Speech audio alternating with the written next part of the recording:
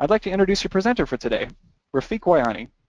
Bringing over 30 years of advanced IT experience to each course and adding his unique perspective and real-world tips, Rafiq has a knack for making complex topics easy to understand.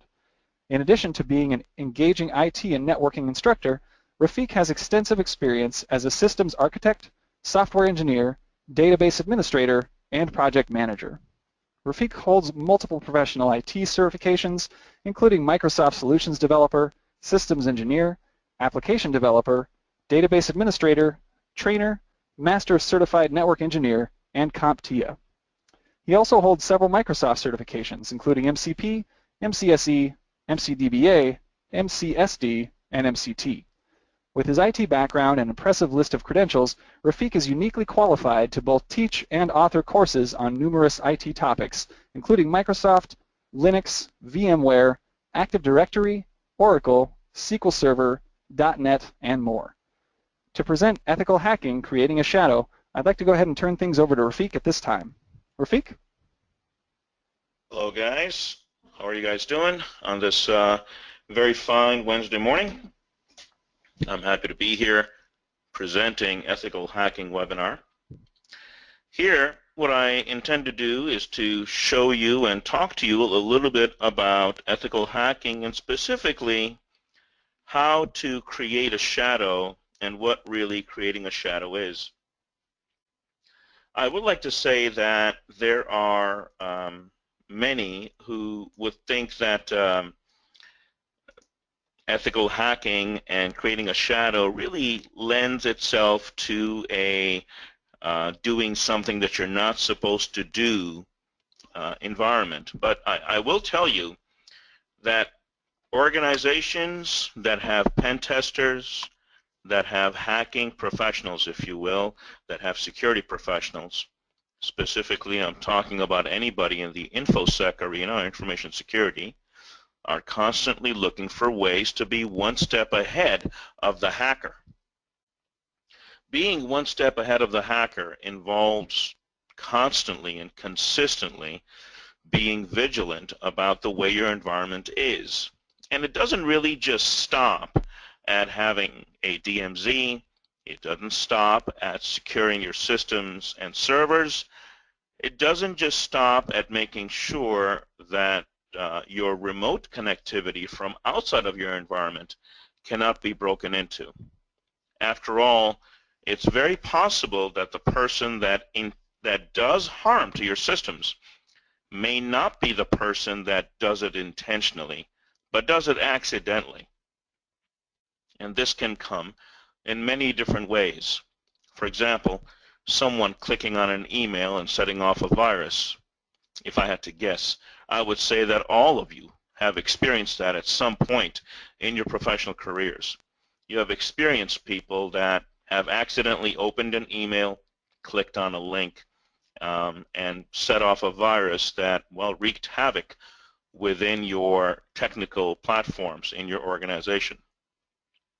And yes, social engineering plays a role even today when you inform your people that work with you not to click a link, not to open anything that they don't personally recognize, that they don't personally identify.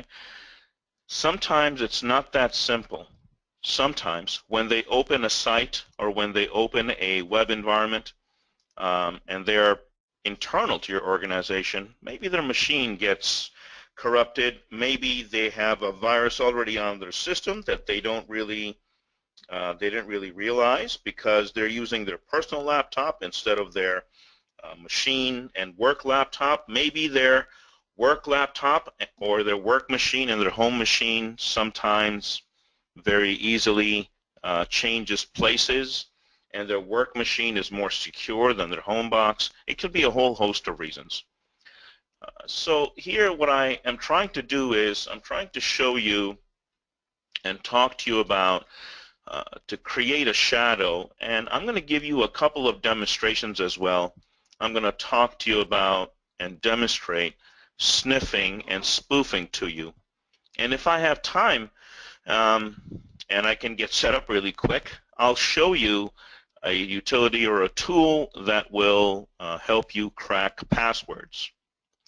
I want to preface this by saying at no point in time is this ever a good idea to do when you're not authorized to do something like this. You want to make sure that the traffic that you are sniffing, that the environment that you're spoofing, is done for the greater good and to keep yourself protected from someone that is apparently trying to get in or may try to get in to your closed universe. There's a whole another topic here that I'm not going to discuss, and that revolves around cloud and cloud platforms and cloud security and things of that nature. I'm really not going to discuss that. That's a whole another can of worms, if you will, and if I go down that path, we will have crossed into an area that we don't really have time for at the moment. So what I'm going to be doing is I'm going to be discussing a very simplistic manner, a Windows and a Linux box, and I'm going to be showing you demonstrations in there. So creating a shadow is a way to watch someone else's movements on the network.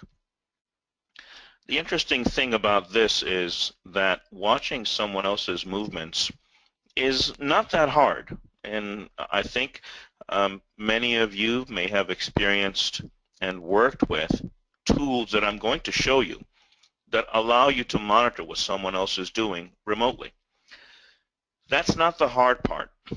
The hard part is when someone else is making those movements for you to be able to decipher which piece is important and which piece of the information you've gathered is, well, useless in the big scheme of things. The person or entity, if you will, that you're trying to monitor or monitor the movements of doesn't necessarily have to be a person at all. It's very possible that that is a system or a device or a networking component that you're trying to monitor and trying to get a handle on what it's doing. And I can give you an example. Many times when I go into an organization and I try to find loopholes, I try to find cracks in their system, one of the first things I'm going to try is to see if there are open ports that are in the conference room, in the lunch room, in the break area, in an open cubicle that I can plug in my device. You know, that's, if you will, physical security. I'm sure you guys know what I'm talking about. All of the ports that are not in use should be, turned off. They shouldn't be lit up, if you will. It would be very easy for me, or really anyone, to be malicious if they plug in a DHCP server, a router. If they have a crossover cable, they can create a loop, a network loop, and put you in a heap of trouble really, really quickly. So physical security is one aspect of the whole creating a shadow. And I'll give you another example. Just about everywhere I go, the physical security around data centers is very strict. In order to be able to get inside of a data center, you need almost an act of Congress to be able to do it, because the number of people that are physically allowed inside of a data center to be able to manipulate machines, add and remove hardware, and things of that nature, there's a very limited number of people that can do that. However, desktops and laptops, well, I see desktops decreasing rapidly, but laptops that are left on the desks, if they are open, logged in for any length of time, I'm sure you're well aware that if a laptop is left on, a desktop is left on, it's very easy to get in, and it's very easy for someone to get in and wreak havoc. I am certain that you guys are experiencing this as well. And what I mean by that is the larger the organization, the more difficult it is to train every kind of user and trying to tell them, look, don't leave your machine unlocked.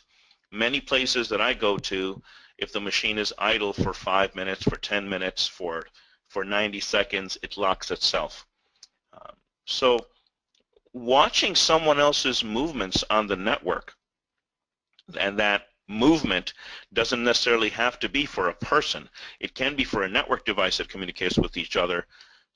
If you're watching an application on a desktop laptop that is running, for example, an SQL script or something like it, and is running a report or something like it, and is gathering data, I can tell you that many times when you run a report using, let's say, an application, a web application, the data that is sent back and forth to and from the machine may be in clear text. I'm not saying that's the greatest thing or that happens all the time, but it may be in clear text. You can grab maybe the person's user ID and password if that's really what's taking place. You can hijack a session if that's really what's happening over the web. You can spoof and pretend that you are that box. You can do a whole host of things to wreak havoc. This is another thing I want to mention. A hacker, let's say a hacker is trying to get into your system, and let's say they can't get in, because your systems are really secure and they're really tight and they're nailed down, whatever the case may be. Maybe what will take place is the hacker is going to get frustrated after X amount of time, and at that point they're going to want to make your systems busy with trying to figure out, respond to requests that are garbage. I'm sure you guys are familiar with distributed denial of service attacks, or DDoS attacks, and those are very easy to do if your systems are not aware of it and they don't know how to prevent against it. And I'm talking about intrusion detection systems that don't know how to prevent against intrusion detection or be able to determine that a denial of service attack is coming in from a single location and how to prevent it.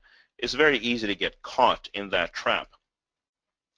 Now, I will tell you that this whole shadows, if you will, shadows can be implemented in many different locations, in many different places. Some are more secure than others, and some are, and you will implement a combination of them. For example, what if you wanted to log everything at the BIOS level? Well, here's what I mean by that. You start the logging process of everything that the machine is doing starting at the post or the power on self-test, and you log everything that goes on from that point forward so that the machine cannot log itself off, right? So that the machine cannot undo the logging process all by itself. Someone would have to power that machine off or restart that machine, go into the BIOS, disable the logging, which is something a hacker, may not do unless they have physical access to the box. Or they may simply not do because it's just too difficult. It's not a easy target. And as soon as a hacker sees that it is not a relatively easy target, they will move on to the next target. Application. Creating a shadow in an application, for example, watching someone being in a reporting tool, someone being on a web server, inside of their email, getting into a database, doing clear text communication using a FTP, not secure FTP, not SFTP, but FTP. HTTP or DHCP communications, you can track those things and capture those things. Not only can you track it, not only can you capture it, but since it's clear text, you can see everything. And I will give you a very easy example of that as well. And the example that I'm going to give you is going to be in FTP form, using an FTP server and logging into an FTP box. You want to make it as difficult as possible for your clients to be able, for your hackers to be able to gain access to your environment, and you want to properly educate your users so that they don't go clicking everywhere. I'm sure you, like me, have users that have a habit or a tendency of clicking around, and they see something that looks real internally within your organization. They click on a link, and lo and behold, it ends up being taking them to a location that they really shouldn't be at. So the benefits of this whole creating a shadow, the true benefits, it's not to hack into a system. First of all, that's something you want to be clear about. In order to be able to determine how secure your system is, one of the things you want to do is to attempt cracking the system yourself. Okay? And the benefit that you get out of cracking the system yourself or trying to crack the system yourself is really trying to learn about some behavior patterns. Trying to learn about behavior patterns of users, trying to learn behavior patterns of your systems, trying to see when people log on, when people log off, what kind of systems are in place, what ports are your environments listening to. You know, if you're really not smart enough to protect your own data, someone else is really interested in attaining it, is going to try and get in. And like I said, a person that is person or entity or a bot, if you will, that is trying to get in is not so much concerned about if the information is sensitive or not. Most of the time they're playing around, and most of the time they're trying to just wreak havoc, just make your life difficult. So it's best if you do that yourself. You know, learning about passwords and backdoors to applications. I'm sure here we are in 2015, the latter part of 2015, and I'm sure everyone has informed you about passwords and, you know, not to have simple passwords, to have complex passwords that are long, that have uppercase, lowercase letters, that have numbers and symbols that are at least 8-10 characters in length or longer, so that it takes a password cracking system a little bit of time to be able to crack it. I don't really think that's anything new. But if you do, in your environment, if you do try to crack other people's passwords, and you do find as a hacking professional within your organization, if you do find that out of, let's say, 100 people that work with you, you're able to crack 2 passwords, right? You run a password cracking tool between Friday and Monday, and you show up to work on Monday, and you realize that your password cracking tool was able to crack, you know, 2 passwords out of 10, out of 100 rather, that would alarm you, wouldn't it?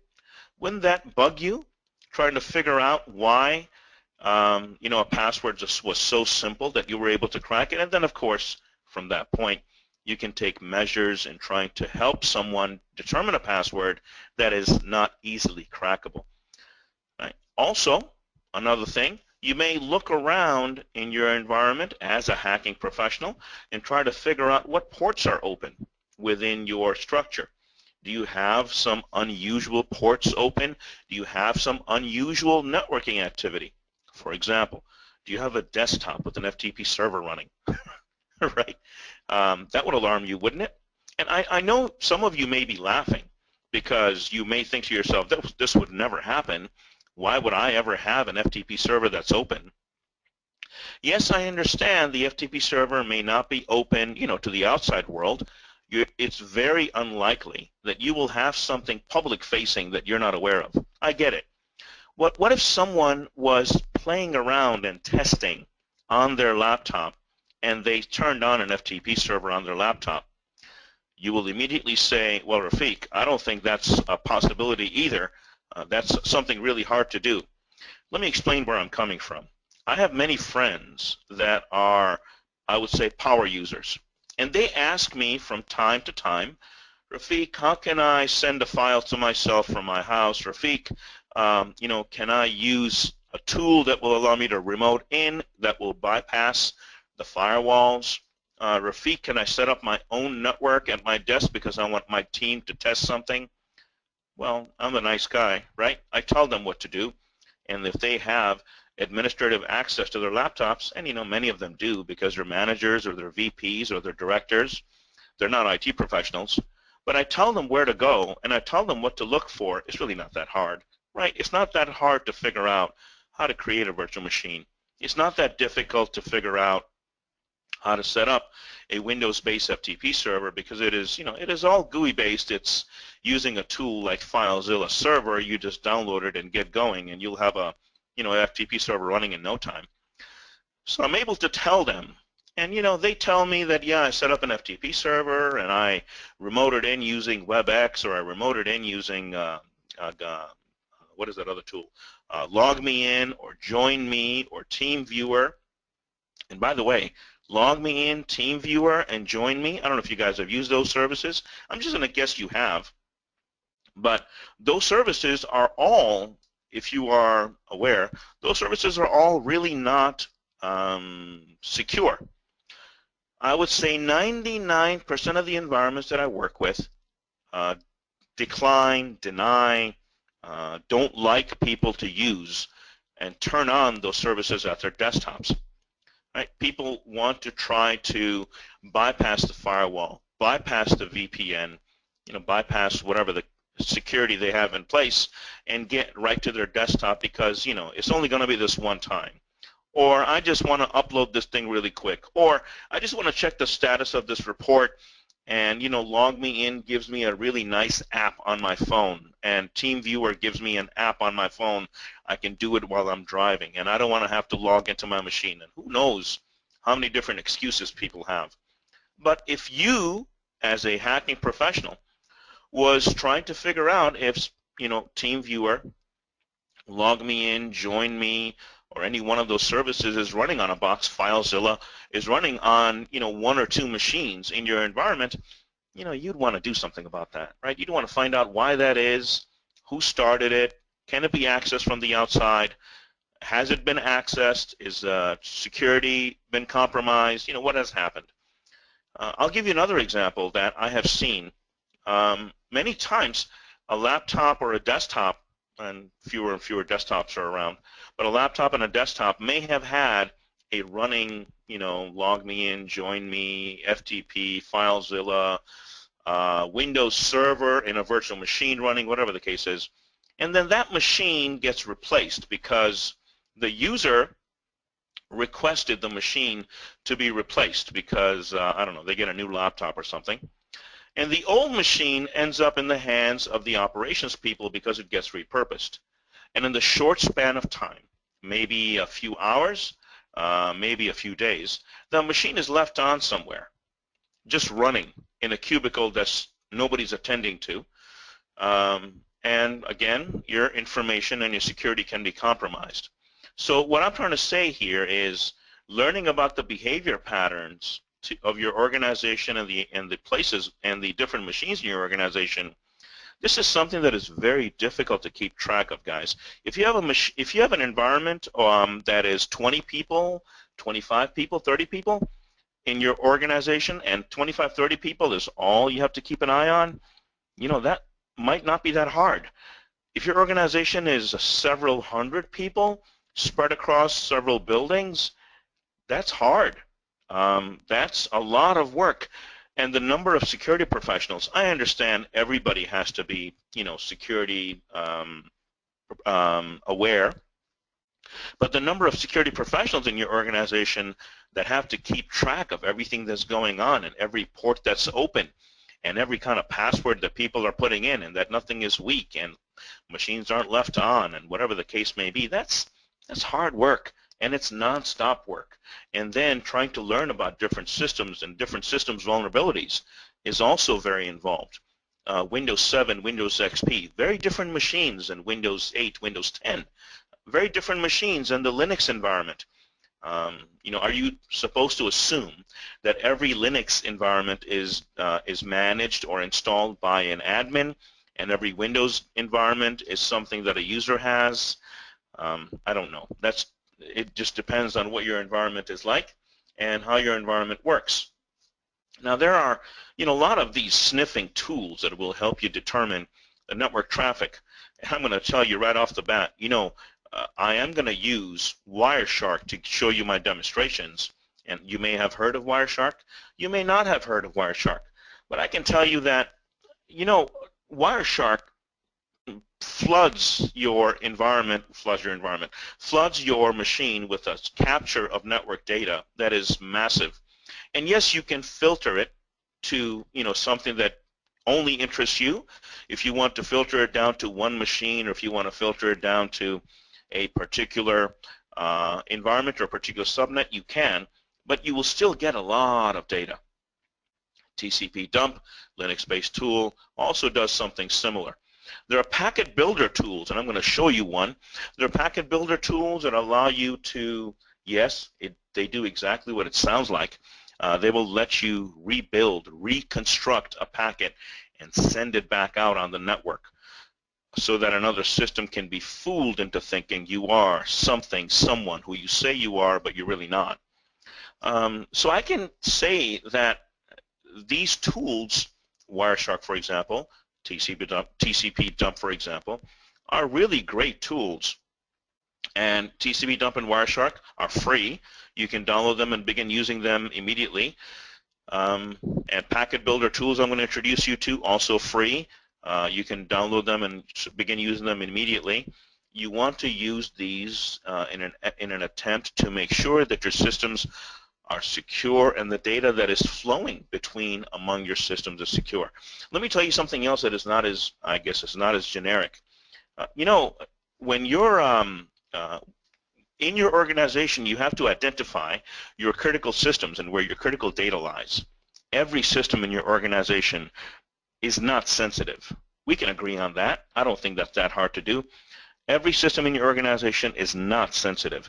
Every system in your organization does not hold the key to the way your organization or your company does business. There are certain mission-critical systems that hold sensitive data. Those are the ones that you want to be aware of. You want to be aware of the entry points and the exit points. You want to be aware of every place someone can get in and every place someone can get out from those systems, the ingress and egress packets. And I'm sure you guys have watched enough Law and Order and enough cop shows to know that on those TV shows, why am I mentioning TV shows?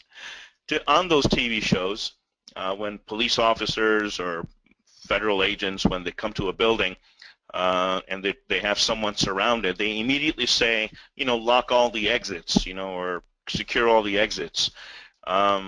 And you can learn something from that right off the bat. In your network environment, it should be the same way.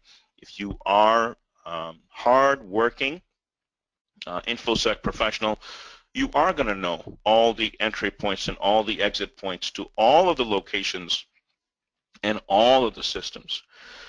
There are key logging tools. Yeah, there are many of them. Some of them are hardwired and some aren't, many aren't. Well, you just install the key logging tool and you can it will log and send you remote log information, letting you know every keystroke, every mouse movement that the user has entered. And then you can determine where the user has been, what passwords are there, and what user IDs they've used, and what systems they've logged on to, and you can basically replay the entire thing. Key logging and key loggers have been around for quite some time. There's Kali Linux, which is also known as Backtrack Linux. Now, this is a most popular Linux build that contains many of the tools pre-installed for hacker use. They have pen testing tools and password cracking tools and data capturing tools, and you name it. The tools are there within Kali Linux. You can download it. Again, Kali Linux is also a free distro, and you can download it and install it. So keyloggers, sniffing tools, packet builder tools that allow you to reshape packets. And by the way, I'm going to be showing you 2 or 3 of them here, but there are many, many, many of them. And that's not to say that you can't create them on your own. I would venture to say that many of you are developers to some degree, right? It's very possible you guys have written scripts. And by the way, it's very possible that you guys have written full-blown programs. Maybe some of you dabble in web development or mobile development or whatever the case is. So you can write your own viruses. You can write your own tools to be able to see how well something works or behaves, and if you can replay things. Now, prevention. I can't say enough about this. This is something that I was saying already, and I was alluding to and implying that the job of a hacker inside of an organization, and I'm going to stop using the word hacker, I should use the word InfoSec professional. That's really what it is, information security. The job of an InfoSec professional is to consistently look at their environment, look at the open ports, look at the applications, look at the loopholes in security, and plug those loopholes. And if those loopholes, or if those open ports, or if those insecure applications cannot be plugged, then to basically ask questions as to why they can't be. I'll give you an example, a very definitive one. I work in many different places, and I had a director that had log me in turned on his machine. And he said, he needs to access his machine, and it's just easier, which baffled me because him being a director should know better. He said it's just easier to log me in than it is to log in through, VPN, and he's in hotels a lot. And of course, a whole host of excuses came on why he needs log me in. And he's a director, right? So I can't just say you can't do this. And I'm sure you guys are in these shoes too. As a matter of fact, in my head, I can almost see many of you nodding. I can tell you that you can't just go up to every user, it's not always possible, and say you can't do something. So you have to find an alternate way to basically help them out, if you will. And I ended up creating a virtual machine outside of the DMZ that was sitting by itself, and I would just update it nightly. It became a process and a half for me, but it ended up being a secure solution because when he was accessing that machine, that machine that he was accessing was not on our network. And I, basically made it very clear to him what would happen if someone else was to gain access to that box, and he understood what was going on. But this constant making sure that everything is okay. And like I said, 10, 20 machines, not that big of a deal. Hundreds or thousands of machines spread across many different regions. It's a very, very complicated task. So an ounce of prevention is worth a pound of cure. I'm sure you guys have heard this many times over. Using encrypted communication. Yeah, don't use FTP, right? Don't use HTTP. Now, have you guys heard of something called HTTPS everywhere? Is it HTTPS everywhere or HTTPS? HTTPS. I'll tell you in a minute. It may be called HTTPS. See, I'm gonna show you this so that you guys can get a handle on this. HTTPS. Ooh, come on. Okay, it's HTTP. I know you guys can't see my machine. You will in a second. I just want to get to that. Site. So this right here. Right here. Right? I don't know if you've seen this. I don't know many people that are aware of this. I don't know why they're not. But this is a Firefox, Android, and a Chrome and an Opera plugin. They don't have one available for IE yet. But this is a plugin that essentially forces HTTPS communication, well, everywhere, so that you're not HTTPing anywhere, even if the site that you are connecting to is HTTP only. So this forces port 443 communication, secure communication, everywhere. You may want to look at this. Now also, I don't really know if you're aware of this, there's something called the Epic browser, the Epic privacy browser. This browser, by the way, so I'm not going to download it or anything. You can do it on your own. But this browser is very secure, and it tells you how many different ways you are being followed, right here, for example, right? It says visiting the top 50 websites, right, will install over 3,000 tracking files on your computer. And it's telling you the different ways the different sites track you. Cookies and flash cookies and ever cookies and HTML5 storage, IP addressing, fingerprinting, and a whole lot more. This Epic browser prevents all that. It's a very secure browser, and I don't know how many of you guys are into that, but if you guys are able to do this, go ahead and use it. Now, Epic Browser, not too long ago, you couldn't go very many places using the Epic Browser because cookies not allowed, this not allowed, that not allowed. It would just be rejected and denied, and you would not be able to bring up a page, or if you brought it up, it was in text mode. It was horrible. Now it's much, much, much better. You can actually use Netflix and Hulu and Pandora and all of these other, YouTube and of course Google, and of course all of your email tools like Gmail and Hotmail and Yahoo, and all of those tools are available, and you can use the Epic Browser to keep yourself, well, hidden essentially. And in Chrome, I can start incognito mode right here. Have you heard about this? I pressed Control-Shift-N and I went incognito, and that essentially stops tracking in a minimal way, but it stops tracking. Now, this does not mean that I love this. I love this. What they said here. It says going incognito doesn't hide your browsing information from your employer, your internet service provider, or the websites you visit. It just stops the whole cookies and location tracking and such. So try to prevent things from happening, using the tools that are available. And, in your environment that you work with, you really want to definitively learn how your network behaves and how your network is built. Okay?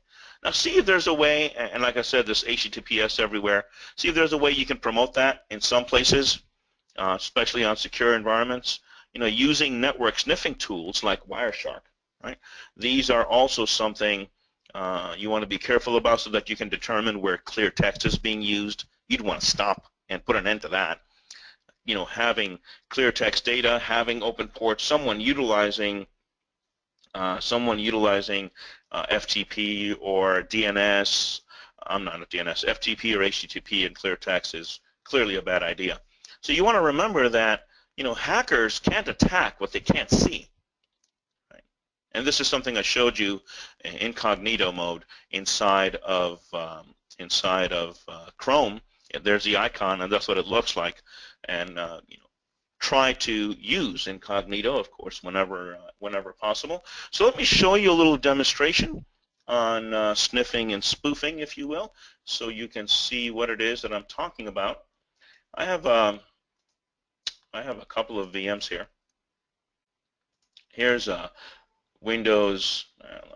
I'll have to just open it again. Open this, and I'm going to open up my Windows client. There's my Windows VM. All right.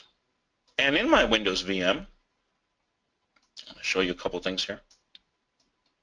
I'm going to go over to the command prompt. And at the command prompt, right here, I'm going to try to ping. Let me show you what the IP address is of this box. As you can see, it's 10.10.10.1. Okay? And I have a Linux box that has an IP address of 10.10.10.100. There it is. Right? And I'm going to, and on that Linux box, I have a CentOS machine. Let me show you that box right here. And that CentOS machine has VSFTP running. Let me log into it. Okay, so here I've got service VSFTPD status. Okay, so I've got VSFTP running. I also have IP tables turned off. IP tables is the equivalent of the Linux firewall. I also have SE Linux. Let me show you that. I also have SE Linux disabled, as you can see right here. Okay? I have SE Linux disabled. Now, right off the bat, this is not going to be your situation, right? You're not really going to just disable everything and make it insecure intentionally. But I want to show you this demonstration so you can see how easy it is to capture data under under ideal, if you will, circumstances for a hacker.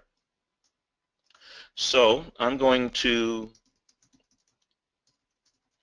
open up FTP instead of Windows 7, and I'm going to go to 10.10.100, and I'm going to connect using my user ID. Okay, so there it is, login successful. Okay. Now, yes, here's my name, right, and my user ID, and my user ID is Rafiq, and my password is, well, something, and I couldn't see. So I'm going to get out of this, and I'm going to turn on, I'm going to open this up here. I'm going to turn on Wireshark. Here's Wireshark, and I'm going to start a capture.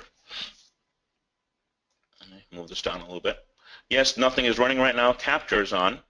And I'm going to open this up, and I'm going to enter in, go to CLS, open FTP, oops, silly me, FTP, open. Okay, now look in the back. There is Wireshark capturing what's happening. I'm going from 10.10.10.1, which is my Windows box, to 10.10.10.100. And you can see I'm using TCP protocol to get in over here. And then I'm doing FTP. It gave me an 88 response, 88 bytes, telling me welcome to demo FTP service, right? I can see that right there. And if I click on one of these and I look at, there's frame, there's the Ethernet packet, the source is coming off of that. There's the MAC address of where it's coming from, 000C2990008D8, and where it's going to. Right, there's the IP source, right? So I can see all these things. Let me go back to over here and go back over here, and I'm going to specify Rafiq as a user ID, and look right over here. Here's my user right there, right here. Rafiq, right there. User is Rafiq. That's clear. And then I'm going to specify my password. Login successful. Not only is the login successful, but I see the password right here. See it? My secret. Very easy, right? I got the username and I got the password. I know it's FTP communication because I'm able to see the protocol and I'm able to see myself getting in. All right. So there I am, very easily be able to capture a packet and be able to determine what's happening. So now I'm going to quit out of this, and you can see right over here it's telling me that I got out, close session, and it's just closing the session out. And I'm going to stop this, and I'm going to close. I'm not going to save this. I'm going to start a new capture, and I'm going to, in this new capture, I'm going to go over to the command prompt. I'm going to do something simple. I'm going to do ping 10.10.10.100. All right, ping, ping, ping. Right. So go up here. I want you to notice something. I have echo request, echo reply, no big deal, right? I've got it coming from the source 10.10.10.1. 10.10.10.1 has this MAC address right here and has the destination of that MAC address. That's the 10.10.10.100's MAC. And, I've got the, destination reply, and I've got ping request and reply coming across. Notice the way this is being sent out, right? And notice how this is formulated, if you will. So I'm going to click on stop, and I'm going to click on file, and I'm going to do save, and I'm going to do a save as. I'm going to save it as a PCAP file, and I'm going to put it on the desktop, and I'm going to call the file my data. I'm just going to call it pings. Pings. There we go. And I'm going to minimize this. And I'm going to minimize this, and I'm going to open up the utilities, and I'm going to open up this Colasoft packet builder. Ooh. I'm going to click on import, and I'm going to go to the desktop, and I'm going to look at the packet PCAP file, which is my right here. There it is. Okay. Look at this. Look at what it's showing me. On the left-hand side, I see packet info. As you can see, you see how it's broken out?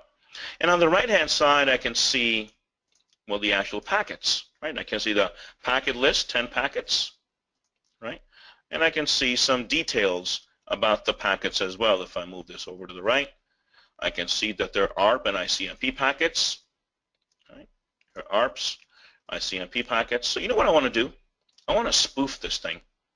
I want to make it think that I'm coming off of a different MAC address and a different IP address.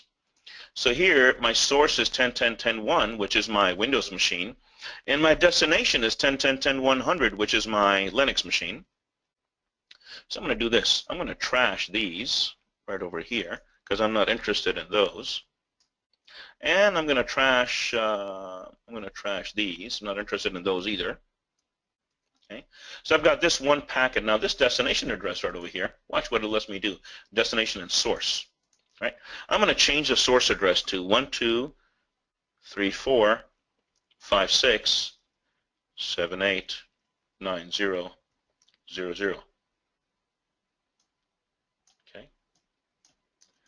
So I've got my MAC address manipulated, right off the bat, and I'm going to go down over here.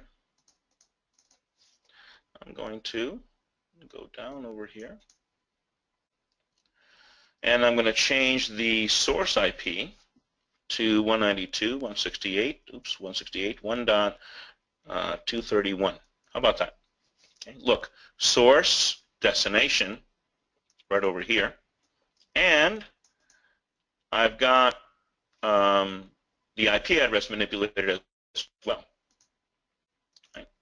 So I am going to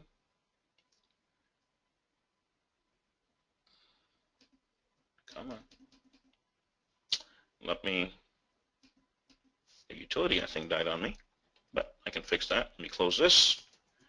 Open my remote session up again. Okay. And let me close this tool, close the window, open this again, click on import, click on PCAP, click on pings, trash a few packets right over here, and trash these, and change. Let me make this a little bit bigger. There we go. And I'm going to change this to 12. I'm going to do 00, 1, 2, 3, 4, 5, 6, 7, 8, 9, 0. And I'm going to go further down in this list, click on the source, and change the source address to 192.168.1.231. There we go.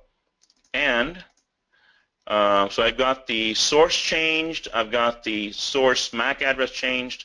Now I'm going to do a send all, but I'm going to change and open up Wireshark. And in Wireshark, I'm going to clear this capture. I'm going to close, and I'm going to start the capture again. I'm going to go back to Colosoft. I'm going to do a send all, and I'm going to resend this packet back out, and I'm going to send it out 10 times, like so. So what I'm going to see is in Wireshark, I'm going to see the source IP address of 192.168.1.231, which, by the way, doesn't exist. And I'm going to see a MAC address of that 001234567890, also something that doesn't exist. And I'm going to select my adapter, and I'm going to click Start. Off it goes. Go over to Wireshark. Go over up. Take a look. Look at the source. 192.168.1.231. And notice over here, though, it only shows requests. It does not show replies. You notice that? And if I take a look at the MAC address right here, 001234567890, destination address looks right, but the source doesn't. Also, this is something that would be a trigger to you, right? Requests back to back, because the packet did not originate at my Windows machine, right? So It's not a request reply, it's a bunch of requests. I got source and destination sitting over here. Okay, so that is a way to capture. Capture data as a way to figure out something in the open port, if you will, or clear text using FTP. That is one way to use Wireshark, and a way to use this this lovely Colosoft packet builder to manipulate the packet and send it back out on the network. Let me show you something else. Let me see if I can open up Kane. And I don't know if you guys have. Okay, so that's talking about the Windows Firewall. Let me turn off the Windows Firewall. Yes. Windows Firewall. I'm going to click over here, Open Network and Sharing. Go over to the Windows Firewall and Windows Firewall and turn it off like so. Turn it off. Click OK. Close this and double-click on Kane Enable. Okay, so I've got some network. It's got a bunch of tools here. This is Kane Enable's tool, and in my case, here's LSA secrets, sniffer, cracker, NTLM hashes, LM hashes. I can do a file.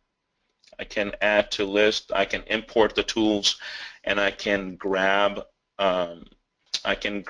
My network. I can grab my passwords.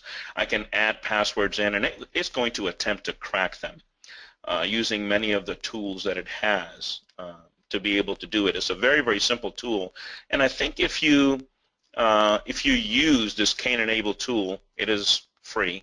It will allow you to crack passwords that are in your Windows system or in a remote machine's Windows system. And it can use a brute force attack. It can use dictionary words. It can use a marrying of tools that are available to it to be able to crack passwords. And it's a simple tool to use, but it works. Some of the better tools that are available can include tools including your Kali Linux, and there are password crackers in there, and many other tools that are available that will help you crack passwords, and that will help you determine what someone else's password is, especially if it's a simple password, and if it does not meet complexity requirements, it's going to be very easy to crack. All right. So that was the extent of what I wanted to show you and what I wanted to discuss with you. I want to thank you for attending this webinar. I really hope you learned a thing or two, and that you enjoyed the presentation. Thank you, Rafiq. At this time, Rafiq will be taking questions from you. Please type in your question in the question area of the webinar screen, and Rafiq will answer as many questions about this webinar as time permits. Questions that we cannot get to can be emailed to webinars@learnnowonline.com after the event for follow-up at that time. Before we get to the Q&A, I'd like to invite you to attend our next webinar, Getting Ready for Angular 2, Fighting Fear with Code with Troy Miles. This webinar will take place on Wednesday, November 18th at 11 a.m. Central Time, and you are welcome to register at any time for this event at www.learnnowonline.com/webinars. You can also view archival footage of past webinars, including this webinar, on that page. This webinar should be out there within a few days, and you should also receive an email notifying you that a replay of the webinar is available. And now to your questions. Yeah, you were asking about the Kane tool. Is relatively simple to use. I didn't have time to get to it today. MSTSC, that is a Microsoft Terminal Services Console. That is just remote desktop. That's what that is, if that's what you're talking about. Yes, there are hacking tools available for the iOS platform as well. Which VM do I recommend? For the purposes of trying it out, I have a full-blown version of VMware ESXi6, but VMware Workstation does a really good job, and so does Oracle VirtualBox. Oracle VirtualBox is free. VMware Workstation costs money. VMware Player is free. Daniel, log me in, join me, etc. Those are open ports. Now, many organizations don't even allow those to come into the desktop. You can search for the default open ports of LogMeIn and of JoinMe, and you can prevent those ports from being accessed at all on your network, period. Kane and Wireshark are free. Can you hack a keychain stored inside iOS? A little bit involved. I'm not going to say no, but that's a little involved. Can you access a remote Windows camera? Sure you can, but you have to access the system first, right? You have to be able to access a system to be able to turn the camera on. A little bit different process, but yes, it certainly can be done. And it is done all the time, actually. I'm making it sound like it's rarely done. It's done all the time. There are many useful hacking tools available, Sudeep. I just showed a couple of them. So, yes, the number of hacking tools that are out there are immense, and they're very large. Colosoft, yeah, it will. Colosoft will let you manipulate any packet that you have captured. Colosoft allows you to import in a captured file, for example, from Wireshark, and then you can manipulate anything and send it back out on the network. Yeah, it does. And it is Colosoft in rebuilding a packet and sending it back out can really wreak havoc. I've done it many times, and it can, at the very least, cause a lot of problems. Can you use Colosoft to pretend you're the FTP client? Oh, so now you're talking about hijacking a session, which I did not discuss. There are many ways that can allow you to hijack a session. Robert, I'm talking to you. Colosoft will let you resend a packet out, but you can hijack a session, including an FTP session. So yes. Cyborg Hawk or Kali Linux, that's your preference. I use Kali Linux. It's very widely used. Thank you so much. I'm really glad you appreciate it. Hijacking cookies, yes, that can be done as well. Access packet. Beginner's books for novice hackers. And where do you get a keylogger? There are many hacking books out there that talk about ethical hacking and the tools around it. Where do you get a keylogger? You know, the simple way to say there are many keyloggers out there. If you Google keylogging or keylogger, you can download them. They're available for free. Many of them are free. Keylogging has been around for an awful long time. And you're right, many can be bad news. Thank you for that, Mike.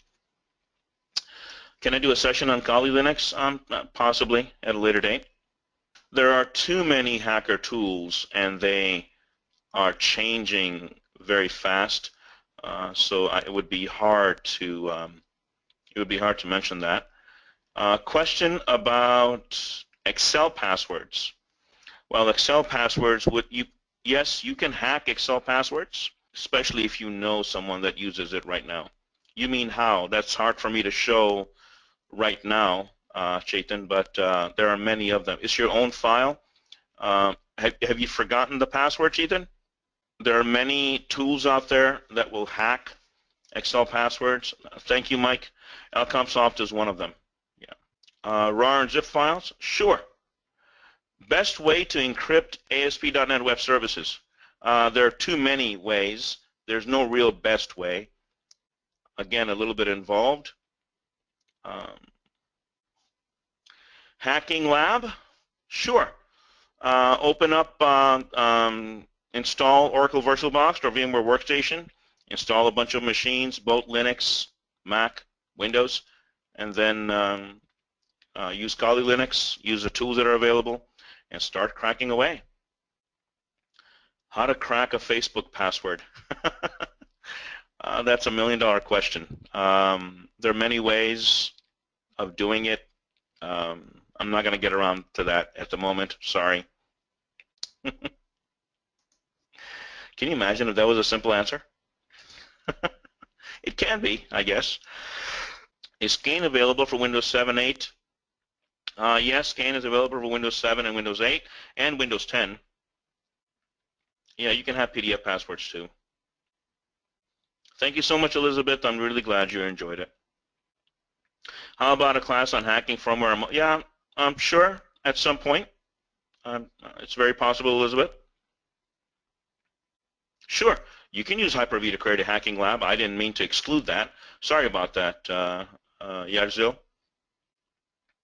Do I use Windows 10? Yes, I use Windows 10 as one of my OSs, and the reason for that, Dano, is that my clients use everything, right? My clients use everything from CentOS to Ubuntu to Fedora to really Debian, and they use all flavors of Windows from XP up, and they use Mac OSs as well. So I have to know everything that they work with, not just one platform. Thank you so much, Lok. Next session, I'm not sure. Which Linux? Well, Red Hat Linux is the most widely used. Red Hat, CentOS, really widely used. So my advice would be to use a Linux platform that is used by organizations worldwide.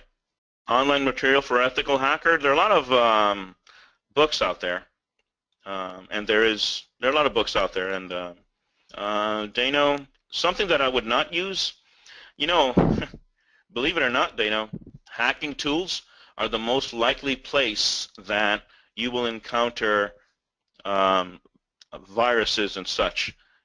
So it's very possible for you to download a tool that you think is a hacking tool and a good one, and you start it and you run it and it infects your system.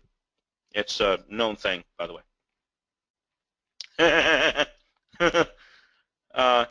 That's why, Dano, you want to have a very closed, careful lab. You can do CE certification and many CA certification everywhere really. Gus, thank you so much. Certified ethical hacker certifications are really everywhere. You have to start from the beginning, though. You want to learn about hacking and hacker tools and work your way up. Yes, I also have many of my own tools as well. My tools are used by me, right? They're not widely used, of course. I am a developer as well, so my tools are mine, and I'm sure you're going to be able to create your own tools. Linux platform to learn hacking, Kali Linux. Start with CentOS. Developing the tool, I code in C and C++.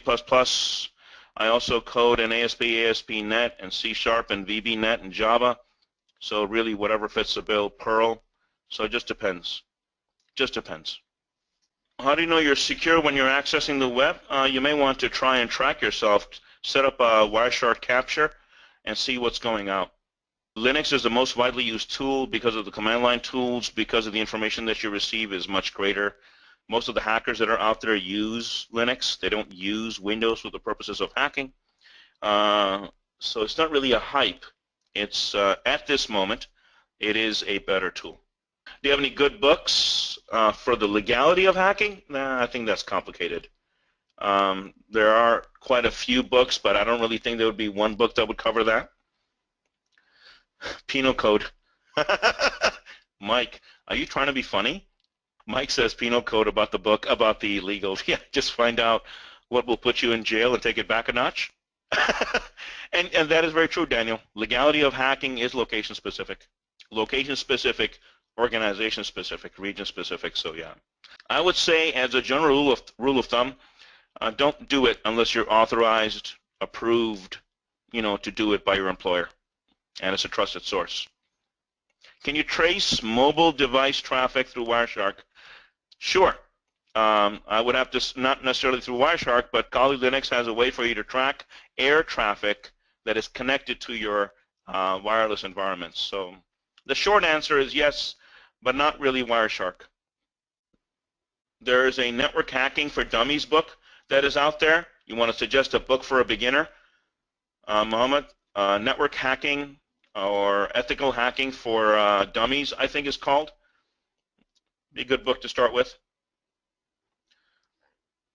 Mobile location tracking tools. Yes, there are mobile location tracking tools, but I believe you're, I think, now getting into a little bit of a gray area. I really can't discuss that over here, but yes, they're out there. Can I write I would have to write too much too fast. What do you think of the supposed FB feature that tells you if a state government is trying to access your account? Can't comment on that. That's an FB thing. Sorry. Yeah. I really can't comment on other organizations and what they're doing. Yeah, you can hack an Android phone as well. Do I have a favorite IDE? You mean like Dreamweaver or Visual Studio? There are too many of them. Or Eclipse. It just depends on what I'm using it for. So, is there anything truly secure on the internet? That's a complicated question, Dano. If you really want to be secure 100%, I would say don't use anything and don't go out. Lock yourself in a room. Yeah, there you go. Thank you, Mike. The off switch. Apart from hacking, so I do the entire gamut of Windows, Active Directory, the System Center Suite, Hyper-V, SharePoint, .NET development, SQL Server, Oracle, Java, HTML, CSS, ASP, ASP.NET, the Cisco routing and switching environments, networking environments. So it's really a long list. Like I said, in the Linux world, VMware, Citrix. So yeah, so there's a whole lot of things behind there. I've been doing this for the better part of 30 years. Okay, Rafiq, I'm going to jump in here. We're just running out of time in the webinar here, but that concludes our webinar for today. And I want to thank Rafiq for sharing this information with us, and I'd like to thank each of you for coming to this Learn Now online webinar.